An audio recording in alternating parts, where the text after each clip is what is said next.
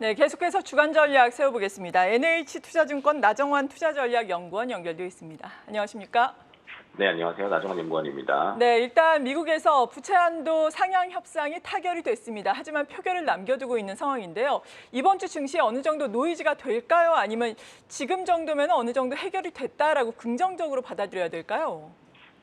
일단 전반적인 상황부터 좀 말씀을 드리자면 주말 동안에 바이든 대통령과 메카시 하원 의장이 부채 한도 협상에 합의했다고 발표를 했는데 이 합의되는 과정을 보면 부채 한도 자체는 2025년 1월 1일까지 그 적용 자체를 좀 유예했고요. 대신에 2024년도 예산안은 비국방 예산을 조금 동결하는 데 합의를 함으로써 이 협상이 타결됐다라고 보시면 될 것 같습니다. 또한 말씀하신 대로 그 의회 표결이 31일에 예정이 되어 있는데 일단 표결이 안 된다고 하더라도 미국 재무부에서 부채 한도 시한 자체를 6월 1일에서 6월 5일로 좀 수정해서 발표를 했죠. 그래서 협상 시간 자체가 늘어나고 의회에서 결정할 시간 자체가 늘어났다는 점에서 좀 이게 좀 긍정적이다라고 볼 수가 있고요. 국내 주식에 미치는 여파 같은 경우에는 사실 부채 한도 협상에 따른 주가가 변동성이 국내에선 그렇게 크진 않았습니다. 지난주 같은 경우 신용평가사 피치에서 신용등급 전망을 좀 부정적으로 조정할 때 그때 국내 주가가 조금 부정적인 그러니까 좀 변동성이 있었는데 전반적인 위험자산 측면에서 주식 변동폭은 그리 크지 않았다라고 보고 있습니다. 그래서 부채 한도가 협상이 타결이 결국 된다 하더라도 주가의 큰 상승 모멘텀으로 작용이 좀 어렵고 오히려 지난주 AI 관련돼서 미국 반도체들과 좀 강세를 보였는데 그런 점에서 국내 주가 지수가 지금 강세를 보이고 있다 정도로 보고 있습니다. 네. 그리고 이제 월말 월초를 맞아서 갖가지 경제 지표가 발표가 되게 됩니다. 그리고 또 6월 초중순에는 FOMC 회의가 열리게 되는데 6월에 FOMC 회의에서는 금리가 동결되겠습니까? 아니면은 조금 인상이 되겠습니까? 지금 컨센서스는 어느 정도의 상황인가요? 일단 저희 하우스 뷰부터 말씀드리자면 6월 FOMC 금리 동결 가능성이 좀 높다고 판단을 하고 있습니다. 지금 컨센서스 자체는 CME 패드워치에 따르면 6월 FOMC 인상 확률이 58%로 금리 동결보다는 인상을 좀 우세하게 보고 있습니다. 시장에서는. 이게 왜 그러냐면은 지난주 금요일에 4월 미국 PC 근원 물가가 전년 동기 대비해서 4.7%를 기록을 했죠. 이게 예상치하고 전월치인 4.6%를 상회했기 때문에 인플레이션이 다시 올라가는 거 아니냐. 이런 우려 때문에 금리 인상 확률이 조금 높아진 거다라고 보고 있습니다. 저희가 금리 동결을 조금 보고 있는 이유는 미국 PC 물가 같은 경우 작년 9월 이래로 계속 추세적으로 좀 빠지는 이렇게 옆으로 횡보를 하거나 하락하는 모습을 보이다가 올해 4월에 처음으로 전월비에서 좀 오른 모습을 보였거든요.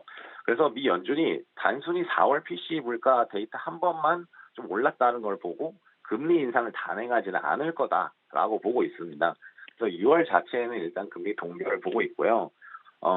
추가적으로 뭐 PC 물가라든지 CPI 물가가 이제 뭐 5월, 6월에 좀 이렇게 다시 높아지는 그런 모습을 보인다면은 향후에 뭐 연준에서도 금리를 한 번 정도 뭐 25bp 정도 인상할 수 있는 가능성은 좀 준다라고 보고 있습니다. 왜냐면은 뭐 5월 FOMC 의사록에서도 생각보다 금리 동결보다 금리 인상할 수도 있다라고 발언을 했던 의원의 수가 조금 더 많았기 때문에 뭐 1회 정도의 가능성은 좀 여지를 남겨두자라고 보고 있습니다. 네, 이제는 또 종목군에 대한 이야기를 해볼 텐데 오늘도 삼성전자, SK하이닉스가 시장을 이끌고 있습니다. 삼성전자 2%, SK하이닉스는 무려 3.5% 내외의 비교적 큰 폭의 오름세를 나타내고 있는데 반도체 중심의 시장이 앞으로 이어지겠습니까? 네, 저희 같은 경우 계속 반도체 업종이 뭐 연간으로 계속 좋다고 말씀을 드렸습니다. 지금 가장 부각되는 거는 반도체 업종의 수요 측면 그리고 공급 측면 두 가지 측면에서 긍정적인 요인이 존재하기 때문에 지금 반도체 주가가 강세를 보이고 있다고 생각이 됩니다. 우선 지난주 엔비디아가 어닝 서프라이즈를 기록하고 AI 반도체 수요가 좀 증가할 거다라고 하면서 실적 가이던스를 크게 상향을 했었죠. 그러면서 이제 뭐 AI 모델 개발을 위한 뭐 GPU 수요가 늘어나고 클라우드 수요가 늘어나는 점은 국내 메모리 반도체 기업 업체에서 좀 수요 측면에서 긍정적이죠. 게다가 지난주에 중국에서 자국 내 마이크론 제품 판매를 금지하는 조치를 내렸습니다. 뭐 이게 중장기적으로 봤을 때는 결국 수혜는 중국 내에 있는 메모리 반도체 업체에 들어가겠지만 단기적으로 봤을 때 그 마이크론의 제품 공백을 국내 뭐 삼성전자, SK 하이닉스가 메워줄 수 있다는 점에서 국내 반도체 업체 측면에 좋은 그런 점으로 작용한다라고 볼 수가 있습니다.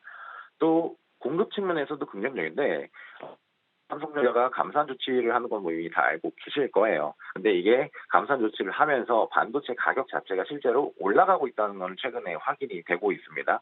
최근 DDR5 현물 가격이 5월 들어오면서 조금 상승세로 반전을 하고 있어요.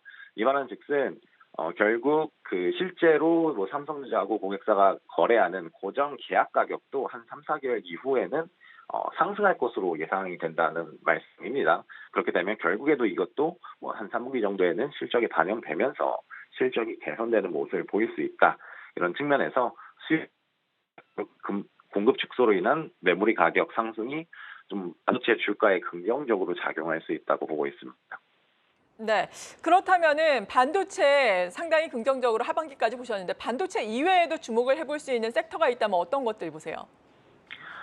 반도체 이외에 보자면은 저희는 헬스케어 업종도 조금 좋게 보고 있습니다. 왜냐면 하반기에 뭐 다양한 헬스케어, 암이라든지 알츠하이머 학회 이벤트가 존재를 하고 있기 때문인데 6월 같은 경우 당장 미국 그 임상종양학회 아스코가 예정이 되어 있고 뭐 7월에도 미국 알츠하이머 학회, 뭐 10월에는 유럽 종양학회 뭐 이런 것들이 다수 존재하기 때문입니다. 헬스케어 업종 주가가 최근에 계속 뭐 많이 오르지 못하고 지지부진한 그런 모습을 보이고 있는데 이거는 헬스케어 전체 시장의 외형 성장을 가져올 만한 뭐 블록버스터급의医薬품 신규 출시가 필요하기 때문입니다.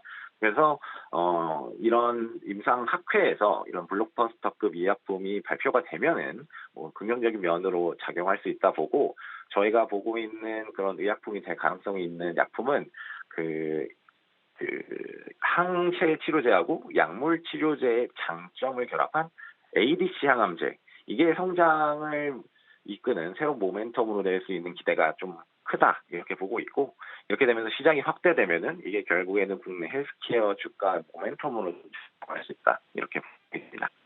네, 그리고 앞서 말씀드린 것처럼 이번 주에는 국내외적으로 경제 지표들이 많이 발표가 되는데 어떤 지표를 또 유망하게 혹은 또 주의 깊게 봐야 되겠습니까?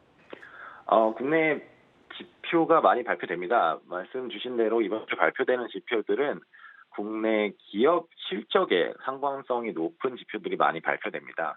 우선 6월 1일에는 5월 수출 지표가 발표가 됩니다.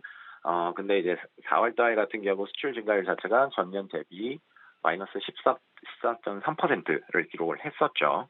근데 5월 달 수출 증가율 컨센서스가 지금 13.5%입니다. 그래서 낙폭이 조금 축소되는 걸로 예상이 되고 있는데 실제로 이 낙폭이 얼마나 축소가 되는지가 관건이겠죠. 그에 따라서 그 국내 기업 실적 전망치 자체도 조금 이렇게 변동할 수 있기 때문에 국내 수출 지표 여전히 중요하고요. 관련돼서 중국하고 미국의 제조업 지표도 굉장히 좀 중요하다라고 보고 있습니다. 5월 31일 같은 경우 중국의 국가통계국 제조업 지수가 발표가 되고요. 6월 1일에는 미국의 ISM 제조업 지수가 발표가 됩니다. 최근에 중국하고 미국 제조업 관련 좀 부진하게 집계가 되었었습니다. 4월 중국 그 국가통계국 제조업 PMI 같은 경우 50을 하회하거나, 최근에 미국의 5월 엠파이어 스테이트 제조업 지수는 마이너스 31.8포인트로 굉장히 좀 안 좋은 모습을 보였는데, 이런 지수가 계속 부진하게 나올지, 아니면은 제조업이 그래도 느리지만 좀 회복세를 보일 수 있을지, 이런 게 좀 중요하다고 보고 있는데 결국에는 이 미국과 중국의 제조업 지표가 회복을 해야지만 한국은 어차피 그 수출 중심의 국가이기 때문에 수출 증가율이 좀 개선될 수 있고 그에 따라서 국내 기업 실적도 개선될 수 있는 그런 요인입니다. 그래서 이런 점을 봤을 때 좀 이런 그 수출 제조업 지표에 관심을 두어야 된다라고 보고 있습니다. 네, 지금까지 NH투자증권 나정환 투자전략연구원으로부터 도움 말씀 들어봤습니다. 감사합니다. 네, 감사합니다.